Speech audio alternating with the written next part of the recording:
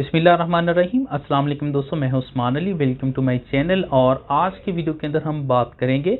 कि आप किस तरह से निकाहनामे के अंदर होने वाली फेक एंट्रीज जो हैं या कोई भी ऐसी एंट्रीज जो कि आपके दरमियान तय नहीं हुई थी और गलत तौर पर दर्ज की जाती हैं, उनसे आप किस तरह से सेव रह सकते हैं, आप उनको किस तरह से ख़त्म करवा सकते हैं, या कौन सी ऐसे कॉलम्स हैं जिनको आपको इंतहाई एहतियात के साथ जो है वो लाजमी रीड आउट करना चाहिए। तो मौजू की तरफ जाने से पहले सब दोस्तों से गुजारिश है कि अगर आपने अभी तक हमारे YouTube चैनल को सब्सक्राइब नहीं किया है तो वीडियो के नीचे एक रेड कलर का सब्सक्राइब का बटन आ रहा होगा, उसके ऊपर क्लिक करके आप सब्सक्राइब कर लीजिएगा और साथ बेल आइकन को भी दबा दीजिएगा ताकि जब भी हमारी कोई लेटेस्ट वीडियो आए तो उसके नोटिफिकेशन आप तक पहुंचते रहें। देखिए, ये एक हमारे माशरे की इस वक्त बदकिस्मती है कि इस वक्त बहुत सारे गिरोह, चाहे वो औरतों की तरफ से हैं या मर्द की दोनों तरफ से हैं, दोनों के ऊपर इस वक्त एक गिरोह की सूरत के अंदर बहुत सारे ऐसे लोग हैं जो वर्किंग कर रहे हैं, जो ख़वातीन हैं उनको वो यूटिलाइज़ करते हैं और ये एक निकाह का जो एक रिश्ता है, एक मुकद्दस रिश्ता है, इसको वो यूज़ करते हैं। जो ख़वातीन हैं उनमें क्या किया जाता है कि वो निकाहनामे के अंदर या तो निकाहनामा विधि जो है जिनसे शादी की जा रही है उनकी रजामंदी के साथ ज़्यादा निकाहनामा जो हक महर है वो तय कर लेते हैं, या बिल्कुल जो है वो किसी निकाह ख्वाह के साथ मिल के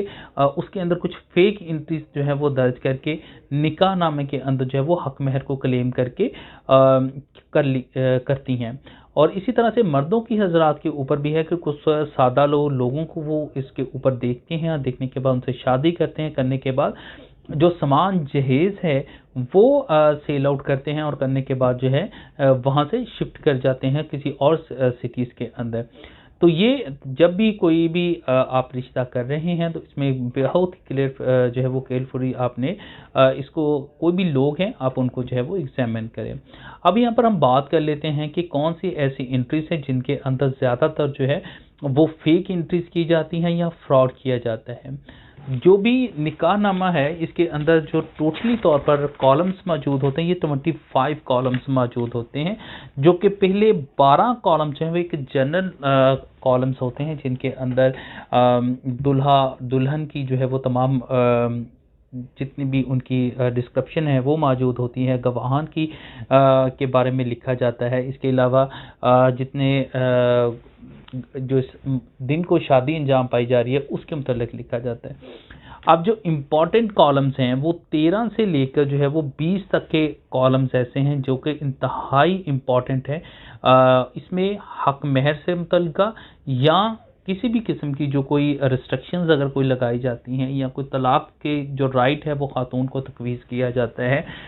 उससे मुतल्लिका है। अगर हम कॉलम 13 की बात करें तो कॉलम 13 के अंदर जो है वो हक महर की रकम है लिखी जाती है कि कितनी हक महर की रकम जो है वो तय पाई है। इसके अलावा जो है वो कॉलम 14 के अंदर लिखा जाता है कि कितना हक महर है वो मुअज्जल है या कितना जो है वो गैर मुअज्जल है। अगर कोई भी जितने भी हक महर तय किया जाता है, अगर जो मौके के ऊपर हक महर अदा कर दिया जाता है वो मुअज्जल कहलाता है, और जो बाद में के अंदर अंधी तलब होता है, यानी कि बाद के अंदर खातून की जो डिमांड होती है उसके ऊपर पे किया जाता है वो गैर मुअज्जल होता है। तो उसके बारे में लिखा जाता है। तो अगर हम निकाहनामे का जो 15 नंबर कॉलम है, अगर हम 15 नंबर कॉलम की बात करें तो इसमें लिखा जाता है कि कितना हक महर जो है वो अदा कर दिया गया है शादी के मौके पर ऊपर। अब यहाँ पर सबसे ज़्यादा जो इम्पोर्टेंट है जहाँ पर फ्रॉड किया जाता है वो ज़्यादातर आता है कॉलम 16 नंबर जो कॉलम है। अब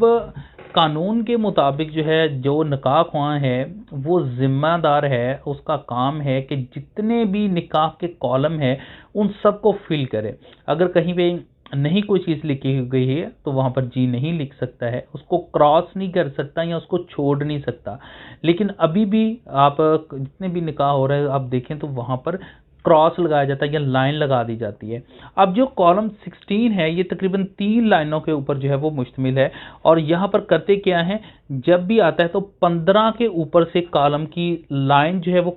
लगाने स्टार्ट करते हैं, और जो 16 है उसके ऊपर जाके पहली 2 के ऊपर लगा देते हैं, लास्ट के ऊपर जो है वो लाइन वैसे ही छोड़ देते हैं, और उसके ऊपर कोई ना कोई जो है वो प्रॉपर्टी लिख ली जाती है, तो ये मकान है या इतनी मालियत, ये चीज़ें हैं जो कि हक महर के अंदर लिख ली जाती है। अब हक महर जो है ये तो डेफिनेटली जो मर्द है उसका राइट, जो खातून का ये राइट है, और मर्द हर सूरत में बाउंड है कि वो हक महर जो है वो अदा करे।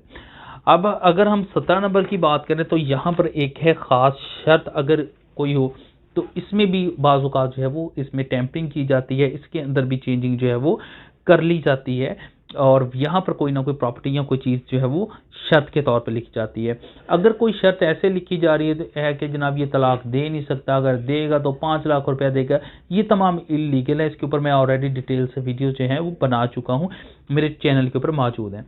अगर हम जो कॉलम है 18 के ऊपर जो है वो यहाँ पर जो है वो तलाक तकवीज़ से मुतल्लिक़ है कि अगर मर्द जो है वो खातून को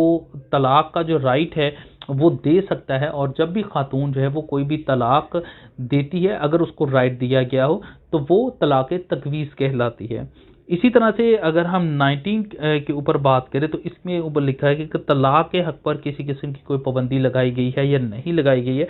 तो इसके ऊपर कोई पाबंदी जो है वो लगाई नहीं जा सकती। अगर यहाँ पर लिख भी ली जाए तो वो इलीगल है। उसके बाद जो है यहाँ पर जो 20 है ये भी बहुत इम्पॉर्टेंट है कि इसके अंदर जो है वो कोई नानो नफ़का जो खातून का है, जो ख़र्चा है उससे मुतल्लिक़ यहाँ पे लिखा जाता है कि आप कोई अगर तय पा गया है कि इतना माहाना खर्चा देगा तो वो यहाँ पे लिखा जाएगा, और अमूमी तौर पर यहाँ पर भी जो है वो फ्रॉड जो है वो कर लिया जाता है, या गलत एंट्री जो है वो यहाँ पे डाली जाती है। क्योंकि जब भी निकाह का मौका होता है अमूमी तौर पर एक ही पर्त जो है वो निकाह ख्वाह जो है वो फिलअप करके लेके आता है, और उसके अंदर भी जो है जितने भी लोग होते हैं वो कोई भी उस वक़्त उस मौके के ऊपर तमाम निकाह नामे के ऊपर नहीं देखता है या उसको रीड आउट नहीं करता है, बल्कि निकाह ख्वाह आता है और सिग्नेचर करवा के जो है वो चला जाता है। इसके अंदर कहीं पे भी नहीं देखा जाता कि किसी किस्म की कोई फेक एंट्रीज तो नहीं की गई है या कोई चीज़ है यहाँ पर जिसको छोड़ा तो नहीं गया है। तो ये भी यहाँ पर जो है वो एक फैक्टर है, और यहीं से एक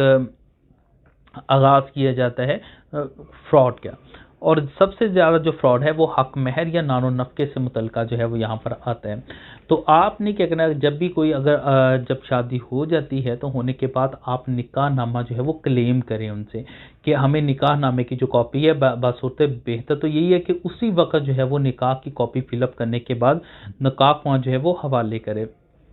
लेकिन अमूमी तौर पर वहाँ पर करते नहीं है।